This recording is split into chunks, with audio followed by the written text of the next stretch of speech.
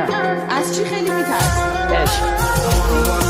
که خوش کردیم چی شد، چرا یهو شد همچین دیگه مهم نی پشتم چی بگی، پشت خطی تکی پشت کردی بکی به منی که تو روش وایسادم که پشت بعد تو گفت کی منی که بعد رفتن تمام سوم اینه که خوش بخشی. Remix by Baby.